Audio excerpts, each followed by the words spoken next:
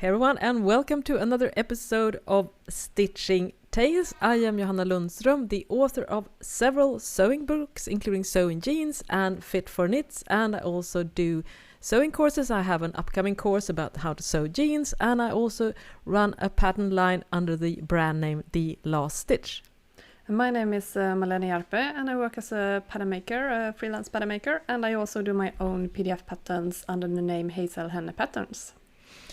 And we have asked you listeners for questions, and boy did we get lots of questions for this episode. We're so excited. Keep them coming. I was thrilled to see all the questions because we love answering this stuff, and it also, forces us to think about specific things that we might not consider otherwise. So it's very, very, very helpful to get questions from you. So we're going to do a Q&A episode, right, Malena? Yeah, absolutely. We're going to try to answer your questions, as many as we can possibly fit into the normal length of an episode, which is pretty long, but if we're not able to cover all the questions, we're definitely going to do a follow-up episode, right? Definitely, yeah. We got a lot of questions. It's so much fun, and just keep them coming. We have now set up a new system that we write them down all in the same document, so we got them all gathered, and we will be able to do a future episode very easily then. So feels good to have it in a proper system for it. Yeah, absolutely. And if you wonder where do I ask the questions, well, you can either do it on our Instagram account, stitchingtalespod, or on our YouTube channel in the comment section, stitchingtalespod, or you can also email us at stitchingtalespod@gmail.com. And all this information will be in the show notes of this episode. Definitely. But should we get started? Do you want to take the first question? Mm-hmm. Yep.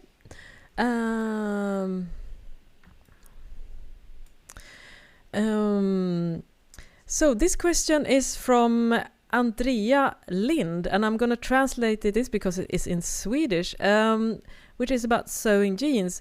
She wants to know some suggestions on proper good fabric to make the pocket on jeans, because similar to the ones that you buy in professional made jeans, and that can be a little bit tricky. And also Andrea says, thank you for a super nice pod. Thank you so much, Andrea. And yeah, I have lots of suggestions on this particular topic because as I like to nerd on fabric. So the thing is that when you get jeans in that are store-bought, it usually has a mix of cotton and polyester, and the reason why it's nice to have some polyester in the pocket lining fabric is that it's much more durable, because if you do get pure cotton, if you put a lot of keys and stuff like that into your pockets, and it's chafes on your body and washing, it's going to wear down a little bit. So my absolute favorite fabric to look for, which is very similar to what you find in good quality jeans, is unbleached cotton poly twill. So I'm going to just pull it up here if you have the video version, if you watch the video version. But this is, so it's not poplin, it's twill. So you have that diagonal twill weave, and this is incredibly durable. And I think it's not going to be too difficult to find. I found it locally here in a store here in Gothenburg, where I live, and it has the right amount of thickness, so it doesn't show through too much. And I have used this particular fabric on jeans for many years now, and while some of the jeans have shredded to pieces, the pocket lining has stayed intact. So even though the inside of the legs of the jeans is like has disappeared, so that chafing that has, but the pocket lining, that still works. So do you know the composition then between the cotton and polyester? I think it's a 60-40 mix, 60 cotton and 40 polyester, but somewhere around that.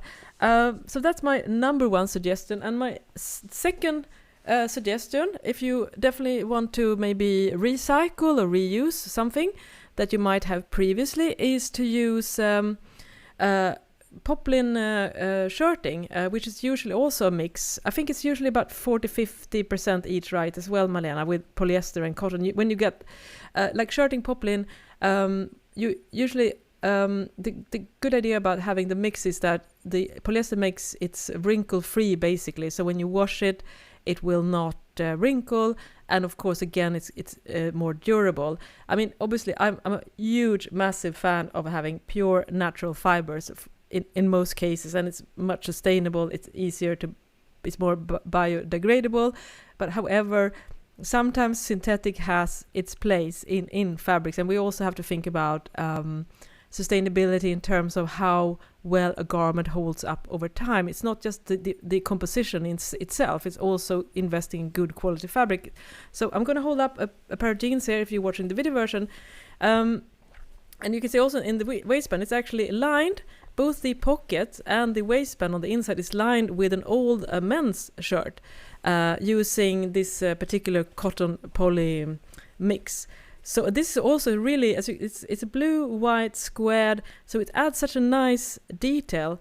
And again, I have not had issues with this fabric getting shredded, despite the fact that I've used second-hand shirting, so they were already worn when I just cut the pieces together. So if you want to have some fun lining rather than the unbleached one, definitely look for good quality cotton shirting.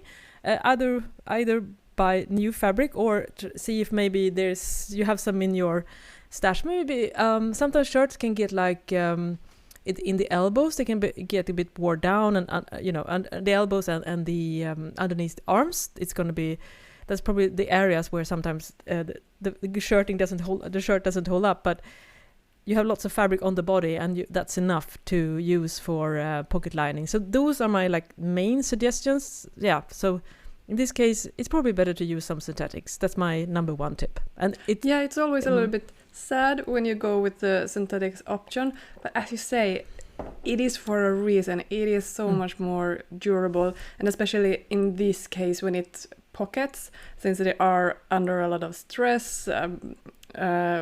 When you have keys and things in your pockets and you put your hands down, and it's a little bit sad that synthetics it's preferable to use, but it's true. And it's a little bit unfortunate because when you recycle material, mixes of fabrics are the most difficult thing to reuse or extract the fibers from it, since it is here a mix of cotton and polyester. But as you say, for me, to making the product as best as it can be, to make that life of the product as long as possible so you don't have to produce more stuff, I think that wins for me. I mean, just with my logical thinking, that's what we should aim for, to have as long living garments as possible. So a mix of cotton polyester is the go-to here. Yeah, I agree. And also, and as we are no expert on sustainability, either of us, but it's definitely something we think about and something we have to consider. And it's always a trade-off, I think. And the good part here is, as I said, there is opportunities to reuse all the garments in order. That's a perfect use. Yeah. So and also. Compared to a lot of other stuff, the amount of fabric that is required to create a couple of pockets on a pair of pants or a pair of jeans, it's minimum compared to a lot of other things. So but as you bring out a very good point there, Malena, about the recycling, because more and more initiatives, at least here in Sweden, they're for recycling textiles, but unfortunately most ready-to-wear garments have a mix. Today. And usually when the fashion brands recycle garments, it's 3% that becomes new garments. It's actually used a lot more in stuffing for car seats and those kind of things. It's not usual at all to do new garments of them. Hopefully that will change in the future, but as it is for now, it's not really 3%. That's basically nothing.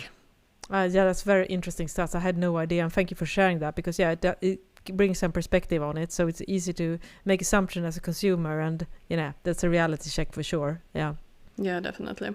All right then, Malena, do you want to go on to the next question? Yes, we got a question here. I sewed a Vida pants sample with you sewed a Vida pants sample with stretch thread, I think. Wondering how they helped up.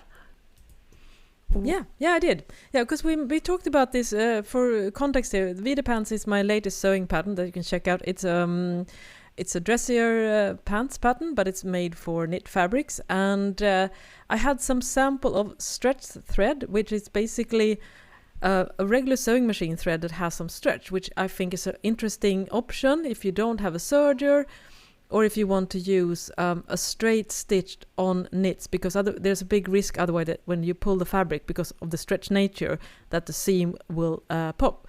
So what I did that you are referring to is that I sewed the darts using a pretty... normally when I sew darts on it, I use a narrow zigzag stitch. So there's a little bit built down in stretch, and I also, of course, shorten the stitch length, again, because you need that stretch.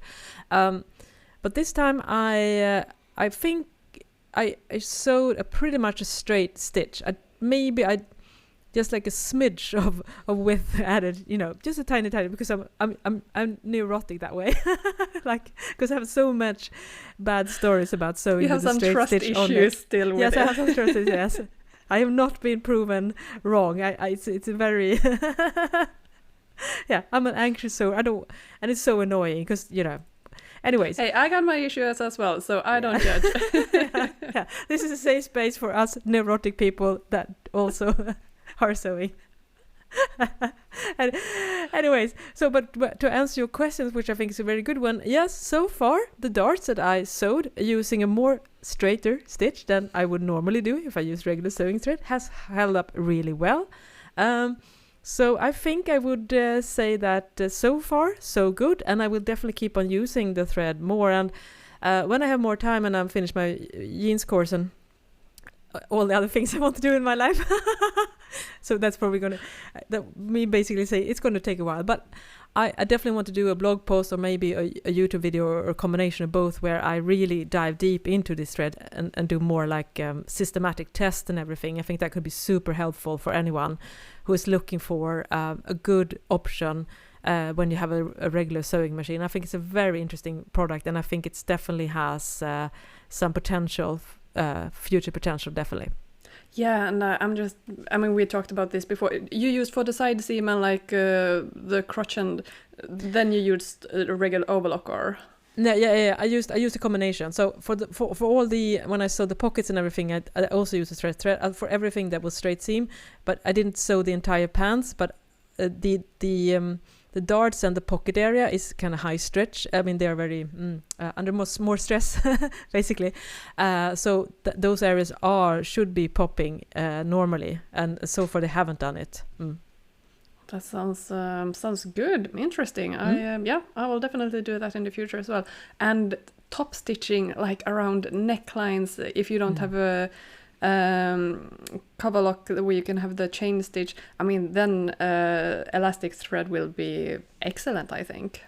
Yeah, absolutely. I think so too. So I'm definitely keen on doing that, because what I haven't done yet then is that I haven't done like a horizontal top stitching, because that's the most risky thing. I mean, if you ever try to do that on a t-shirt on a regular sewing machine, sooner or later, the pop, you have two problems basically. First of all, you lose all stretch because it's a straight stitch, and secondly, with time, there's a huge risk that the straight stitch will pop in one place or another, because obviously it's going to be stretched out a lot crosswise or the width. So that's going to be like the main test. So I haven't done that yet, and also because the VD pants is a slightly more loose fitting style, I'm not sure how well it would be if it was like a super tight leggings, for instance, if it would be just as well. So again, so far so good, but do your own sample as well. Don't trust me. Yeah, and it would be interesting to hear if you have any listeners who has any other experience with it. We would love to hear it. Just leave us a comment, and we'll bring it up in a future episode, because that would be so interesting to hear. I love when these changes happens, like updates, new developments in the industry. It's so fun to see them. Yeah, it's very, very exciting. Especially, I mean, we both love sewing with knits, and it's definitely something that's here to stay. So it's so nice to see that there are more and more products. And maybe I've mentioned it earlier on, but Mettler is the brand that I have the stretch thread from. And if you have any other brand recommendations, again, as Malena says, do share it on our platforms if you have any experience as well, because we are definitely, it's a wonderful thing to share for sure. So do you want to Awesome. take a next question? Yes, I will.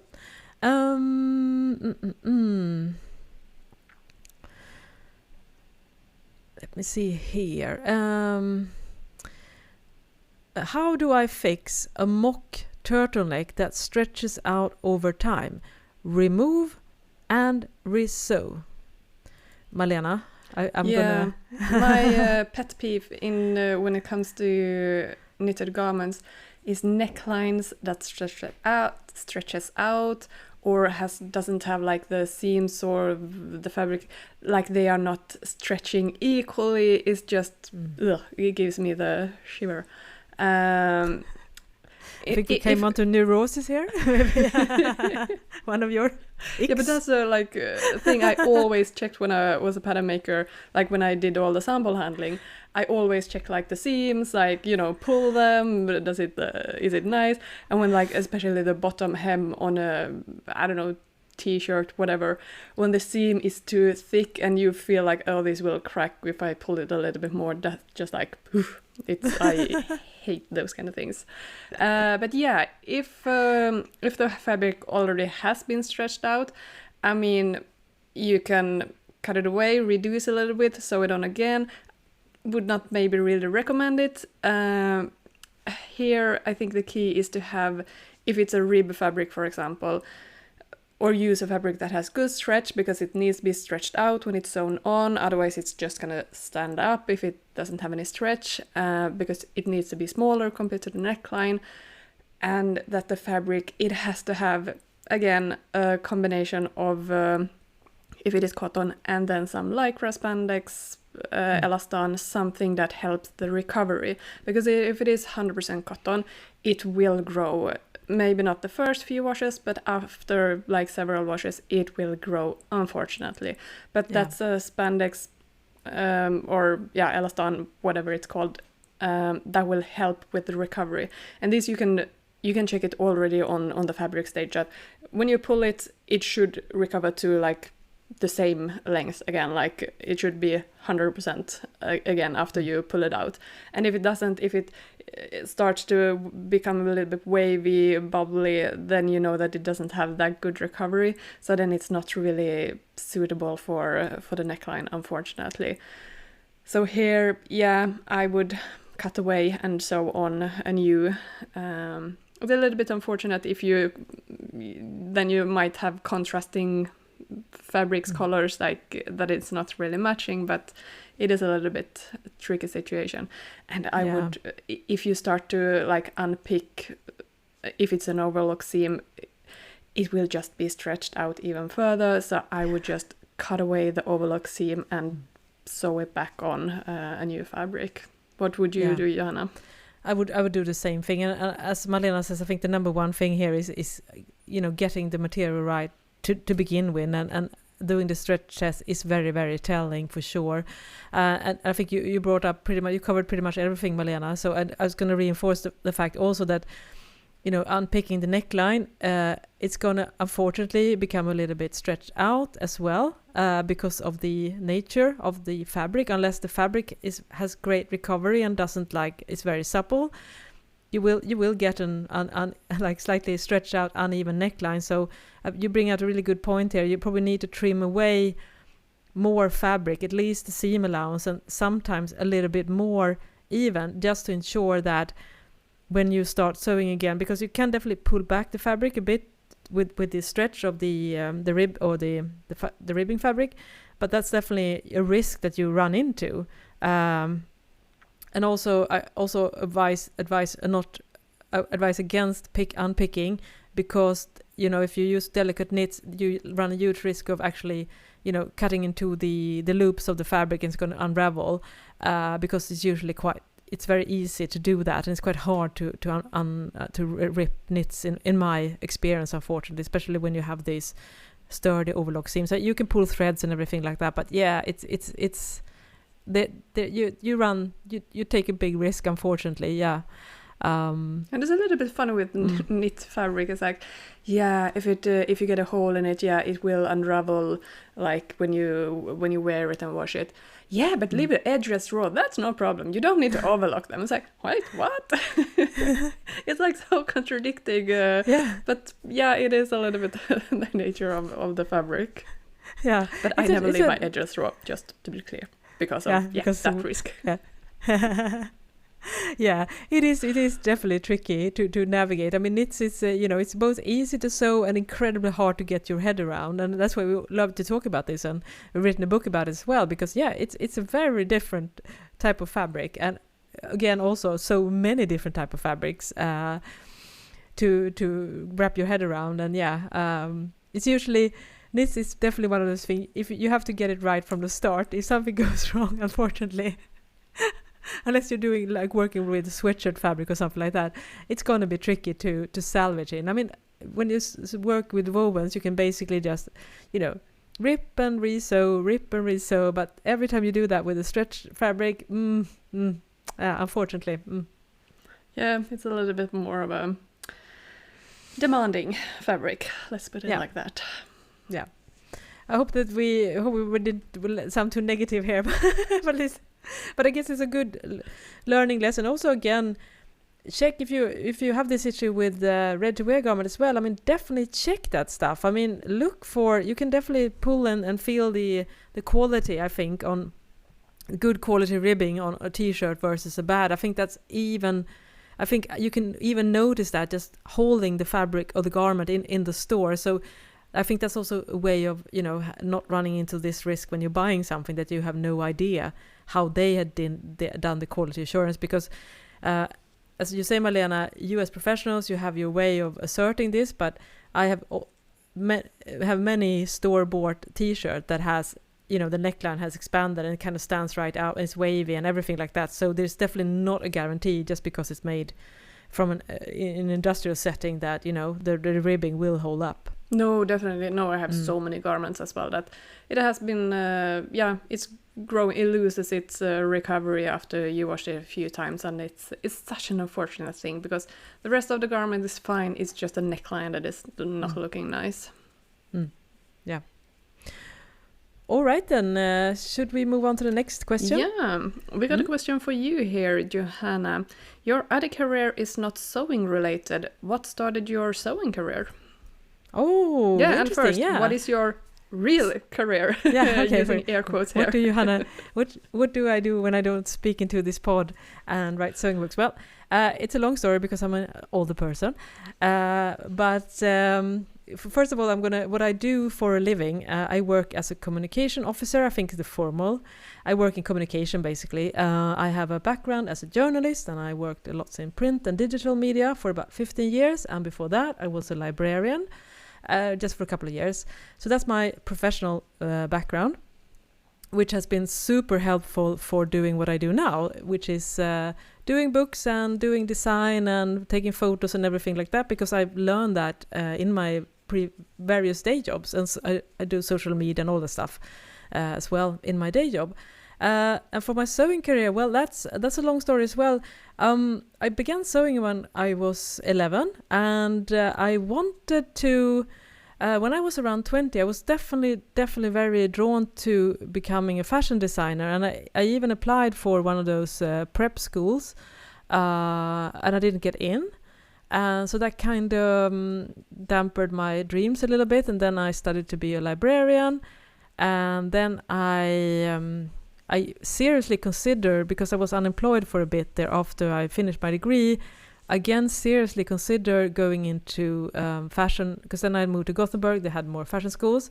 So again, I was seriously considering that, but then I got a job as a librarian, so I kind of let that dream slide. And that was in 97. And then I kind of had that dream simmering, and I kept on sewing most of my clothes, which I've done pretty much through all my life, basically for 40 years now. And then I was very early adapter of the sewing internet. So I started to post things and connect in different groups and stuff like that around 2003, I think.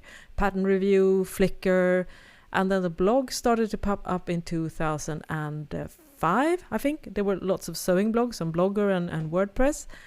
And I definitely wanted to start blogging, but I was also a little bit unsure because I was working as a journalist then, because I was writing so much content on my like day job.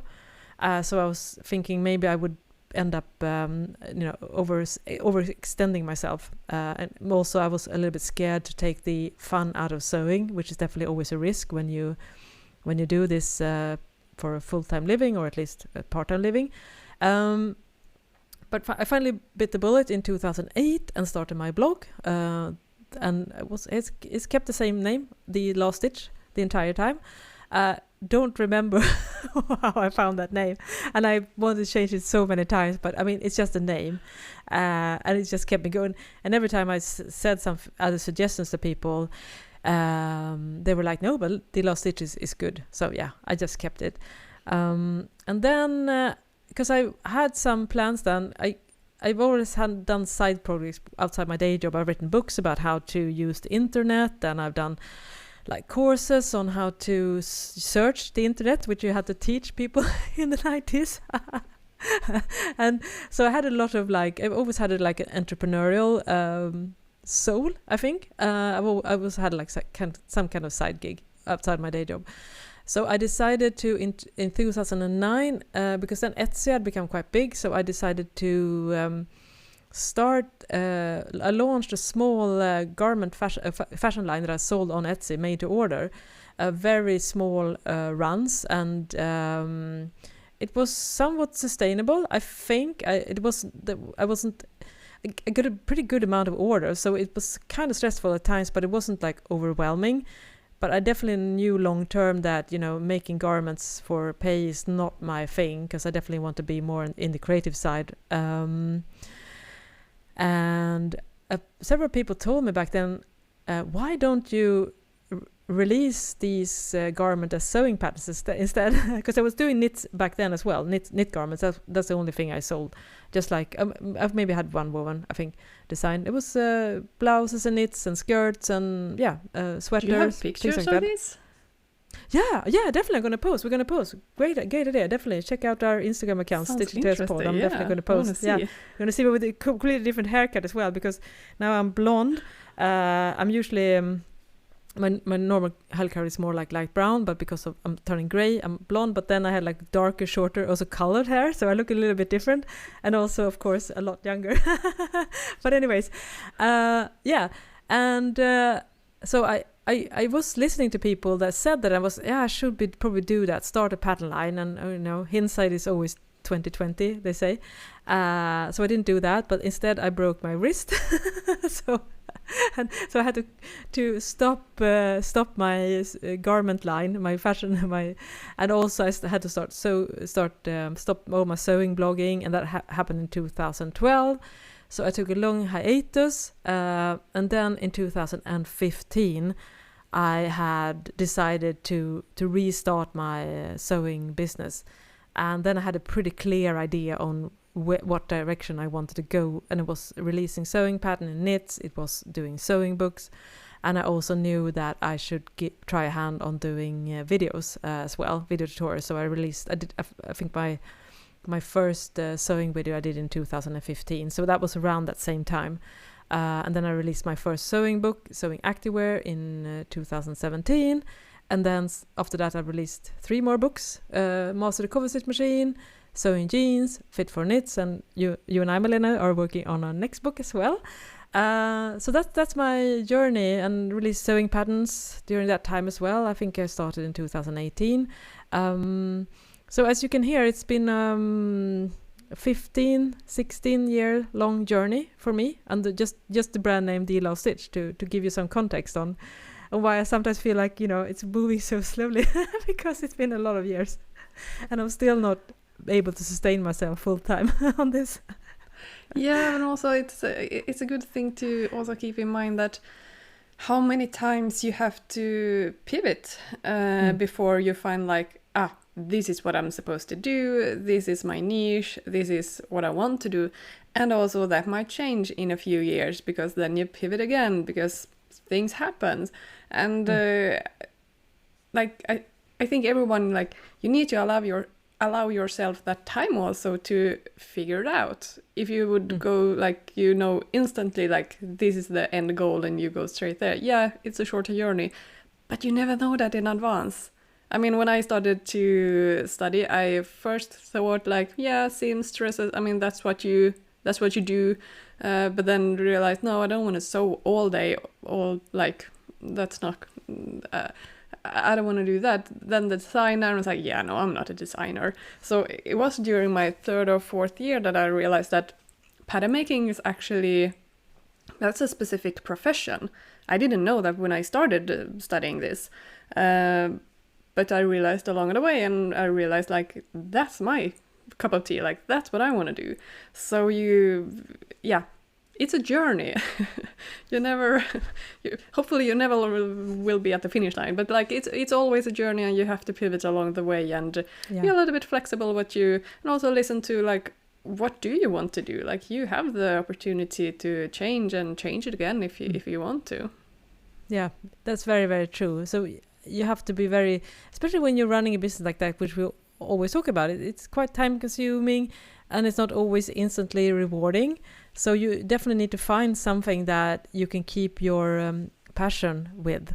And I think it's quite common, I think, that you maybe start sewing by order or doing like that, just as Malena, you began that skill and developing that and realized that was not your thing, and it's been the same for me. And I think that's quite common, that you need to find that where the stars align, basically, where you have both an interest and a skill that you can see yourself doing long term, and not be afraid to pivot. And especially if you're doing a sewing business like this, I definitely think you have to be prepared to do pivots. As for my business model in particular, as I've been I wear a lot of different hats. I mean, I see myself as a sewing media company, even if I'm just a company of one. But so I've taken a more like a wider net, in that sense that I produce lots of different forms of sewing content. I mean, books and videos and video courses, and I write a blog, and I have newsletters, and so lots of different things. Because to me that has been helpful to do that, because that also keeps my energy up, because I feel like I can switch between different tasks and I don't have to do repetitive things over and over. If I were just doing, say, sewing books, for instance, I think I would get a little bit overwhelmed. But now I do many different things in between, so it keeps my energy going to tackle those big projects. Yeah, and you also don't put all your eggs in one basket, because who knows what the future will bring. Like, you don't know the development in the future, so maybe in 5-10 years PDF pattern as it is now will be completely gone, and everyone is using projectors or similar things. So you or have AI, who knows? Who knows? You have to pivot and evolve along with it. Thank you. So that was a very fun questions, and it was. I hope that you didn't think it was too long-winded here. I was trying to recap a 15-year-long sewing career. But I think it's also so nice in Sweden. We have, everyone in school have home economics, whatever you call it, and you can also have more classes in sewing if you want to, if you're interested in it. And I think that's such a lovely skill that everyone gets to get then, because it's something that I think is really it's good to have. Also, if you don't work with it, like just be able to sew on a button. I mean, that's pretty handy. Yeah, it is very, very handy. You can never take away someone when you get away those skills, and when you earn those skills. And I still think it's quite common that people have a sewing machine in their homes in Sweden, even though they might not use it regularly, as you say, maybe just for simple things. It's still quite common to have some rudimentary sewing skills and the tools that you need to do it. Yeah, definitely. Great question. I think we have time for at least one more. And this is from Katie Does Sewing. And she has a really interesting question, I think, about, sewing with a challenging material, which is lightweight knit fabric. So the question is, I've had quite a few really thin, lightweight knit fabrics passed on to me, which I just cannot imagine what to do with. The only thing that comes to mind is lining, or could I double them up, and how I do that? Any other ideas? Some are really flimsy, can't even use them for toiles or sample fabrics. Yeah, Malena, tricky fabric to wear and sew, right? yeah, it is, and usually those are like so nice looking, but it's it can be a real nightmare to work with because the seams are getting so stretched out, and it's a tricky fabric to work with, definitely. So my tip here is choose a garment model like that doesn't have so much details. The fewer seams, the better, basically. And nothing like advanced details or anything. And even a hem might be really difficult to do with this kind of fabric. So maybe like, how do you say, a cuff instead in shell fabric or something instead of a sewn hem with twin needle, for example. And also, it's a little bit, since I don't know exactly what kind of fabric it is, if it has a lot of drape, maybe some more drapey styles, then because that's a kind of fabric that usually, soft, thin knit has really nice drape most of the time. So drapier styles like a waterfall neckline, or I have, for example, the Betula top that has a very like asymmetric drape. Sewing wise, it's the same as sewing a t-shirt, so drapey garments are not a difficult thing to sew. And since it's not so tight fitted and close to your body, it's usually pretty good with for thinner fabric. And if it's like a little bit see-through, you can still also have like a tank top or camisole or t-shirt underneath it. But yeah, that what comes to mind for me, like a little bit more drapey or a bit more looser garment is more suitable for it. Or depending on if it works, like maybe underneath layering garments, like a little bit more underwear feeling, if that's workable. But yeah, I know the feeling. I also have like this really super thin, super soft, very, lovely hand feel. But it's also like what to do with it. I did sew a Malva t-shirt of it, really comfortable to wear. But since it is so thin, I have it more as a, under layer when I have a sweater on top, because it's a little bit too thin for my taste. Yeah. You brought up, you gave a really good answer there, Malena. I totally agree with you. It's definitely not something that you can do more structured styles with. It has to be free flowing and or oversized scarves or accessories. Scarves, or maybe exactly, yeah. And you can use it, for instance, for lining underwear, for instance, or you can use it for if you're sewing a simple bralette or something like that. It might be fun, or as a tank top, as you say, Malena, to wear underneath. And again, also be aware that these fabrics are very difficult to keep together, basically. So as you say, Malena, you probably need to consider maybe cuffs, for instance, to prevent them from expanding too much. Also maybe use another fabric. If you're sewing a regular t-shirt, use a good ribbing to keep everything in place, but still be aware that it's going to be a little bit more prone maybe to get stretched out during sewing. Again, also you could add cuffs at the sleeves, for instance, to keep it up. And another option is, if you don't want to leave the edges raw, if you have a serger, you can use like a letter seam, or just overlock the edges using a regular overlock seam, something like that. And perhaps, because otherwise if you leave the edges raw, they might start to curl. It's because that's also curling edges is also quite a common problem with those really lightweight knits. So it's going to be hard to sew. So again, I would say having a serger is definitely very helpful. It's definitely going to make it much easier. I think compared it's to sewing almost machine, a must, because on a regular sewing machine, it is. I think even if you have a stretch or a jersey needle, it's so easily that the fabric gets pushed down into the machine by the needle and it gets stuck. Like, I know that from experience. So a serger is almost a must for these kind of fabrics.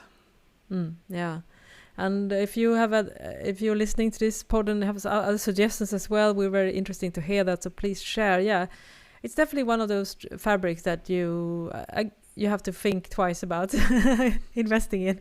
And of course now you got them handed down, and hopefully you will be able to find them. And you asked also around lining. I guess if you maybe line like dress or something like that, maybe you could find it could be workable, but it's not stable enough to use for some kind of lining either. So it's going to be tricky regardless what you do with it. It's not so common to have maybe jersey lining. It obviously depends really on the garment, but I mean, it gets very easily stretched out then in contrast to the shell fabric. So it needs to be a good match with the shell fabric in that case. So it's a little tricky. I completely understand that. And also, I mean, we always talk about this, and we also show this in our book Fit for Knits, but it's very important also to stabilize the shoulders if you're gonna sew with that type of fabric, because it has a tendency to expand as well. So you might end up with the shoulders not ending at the shoulder point, but further way down on the arms. So definitely use something like clear elastic or a strip of fabric that doesn't have the same amount of stretch, that it cut lengthwise. So that's another thing to consider to make sure that you keep the fabric in check, because it's gonna beg to grow. that's all we want to do. Some of these fabric, I swear that just by me looking at them makes them expand.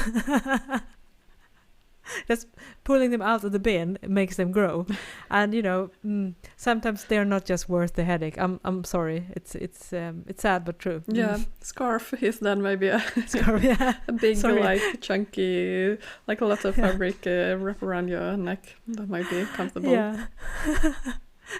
Sorry we couldn't be more help, but it's good to have a good reality check. There's one thing, as you say, Malena, those fabrics are so nice to feel, and you want to be like hugged by them. It's such a wonderful, and then when you start sewing, they're like, oh no, it never turns out the way you wanted to, almost never. And I mean, we're skilled with this stuff and we still say that it's tricky. Definitely. All right then. So thank you so much for all the questions that we got this time, and definitely keep them coming. And we didn't have time to answer all the questions, but we will definitely make another episode in the future. And I should also do a little bit of an update, because in case you missed it, when you listened to the last episode, I was waiting for the FedEx to deliver my YouTube silver play button. So I'm holding it up now if you're watching the video version. I was trying to look in the background. I was like, no, I didn't see anything on the wall. No, because I want to pull it up, because this is my safe space to brag a little bit. So it's like, what I'm holding in my hand now, it's similar to, I think it's about the same size as my sewing books, so you get a grasp of it. And there's a mirrored play button, and then it says presented to The Last Stitch for passing 100,000 subscribers, and then there's a YouTube logo. And as I mentioned earlier in this episode, I posted my first video in 2015, so it was an 9-year overnight success. But it happened. You stick to it. It happened. Congratulations. Where are you gonna place it? Is it in the background so we can see it next time? Yeah, I probably have it because you can't see that, but I can definitely post a picture of my sewing studio so you can get an idea. But what I'm looking at above my computer and the screen is that I have a rack of all my sewing books, and also have a few of them has been translated to German and French. So I have all the books. So I think I'm gonna extend that and add the button, because I feel very I get a nice feeling of satisfaction when I look up and I'm like, wow, did I make all these books? Your accomplishments, totally understand that. So I'm gonna post a picture of that rack, and I'm gonna figure out a way. And it has some nice openings in the back as well, so it's gonna be easy to just put a few hooks and stuff like that, and I can pull it up. So yeah, because if you basically, I've been talking about this play button for about as long as we had this podcast, because that was one of my earliest episodes. That was my goal for 2024, and I actually managed to do it before the year was over by such a small margin. And I was initially scared also that they would stop sending out these play buttons for such a low number as 100,000 subscribers, because of course YouTube has expanded immensely since then. And luckily for me, they didn't. They did, however, make it much smaller, but at least it's still there. So I feel like I just in the nick of time. So I swear that in 5 years they will probably have removed this placket, and you know, it's going to be higher, I think. So yeah, big sigh of relief. That is so lovely. And 100,000, that's a proper town, basically, that is following you. That's great. It is. Right. It's almost as, I think Umeå, where you live, it's a bit bigger now than 100,000. But yeah, similar numbers. A lot of typical Swedish cities is around 100,000. So thank you to the city of the world for all of you that has subscribed to my channel. And so it's very nice to have this. It's I'm really, really psyched. I thought maybe that I was feeling a little bit, I was overhyping this experience. But yeah, it felt just as good as I hoped it was. Oh, but that's amazing. Yeah, and you like, it's great to have goals, something to work towards, and then always make sure to celebrate when you reach those goals, not just like, okay, so what's next? Like, no. We need to stay in the moment, be present, celebrate it, and then we can think about the next thing. But yeah, no, stay in the moment, definitely. Yeah, that very, very much, because it's so easy to just think of the things you didn't do. And also, speaking about, you know, looking back, and for instance, my sewing career, I have this, I think it's called Trello. It's one of those planning apps. And I've had this timeline. As I began with this in 2017 or 2018, where I started to like line up projects that I wanted to do. I had like a 10-year plan. And it's so interesting because I showed a colleague of mine this, and pretty much all the things that was on my plan board, I mean, books and sewing patterns and sewing courses, have actually done. The only thing is that if I said something would be done in 2020, it was actually released in 2022. So I'm usually working like nothing was ever happening the year I said it was, but between 1 and 2 years later. But it's very nice to think, okay, I didn't do it, but eventually, you know, it all happened. And that's so rewarding to see. And now, I mean, I am 6 years or 7 years into that 10-year plan now, and it's kind of going, you know, the way I hoped. It just takes so much longer, and that was also like really rewarding to see that, you know.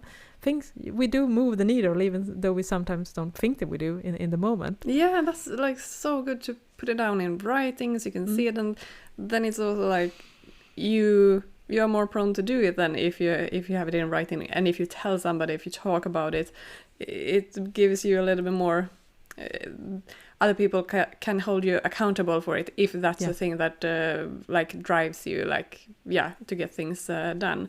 I always also, I love my to-do lists. I write them, then I maybe forget about them, but at least like I have written them down, put it on paper, and it's just like so nice thing also then to be able to tick things off, and it's just like declutter your headspace a little bit, like just get it down on paper, then you don't need to think about it all the time because you have it there. So yeah, love making lists. Yeah, I totally agree. I mean, I think there's a lot of people that write lists. Sometimes and I do that too, sometimes you add stuff that you already done on the list just for the satisfaction of ticking them off. And I say, keep on doing that, whatever works for you, right? Yeah, you need to have those like Kickstarters, like, this I know I will be able to tick things, like tick it off in 1 minute, and just to get things going. Definitely do that. All right then. Well, thank you so much for listening. And again, if you have any more questions, drop them either on our Instagram account, stitchingtalespod, or our YouTube channel, stitchingtalespod, or at email, stitchingtalespod@gmail.com. Thank you so much for listening, and we will hear from more of us next week. Bye bye. Bye bye.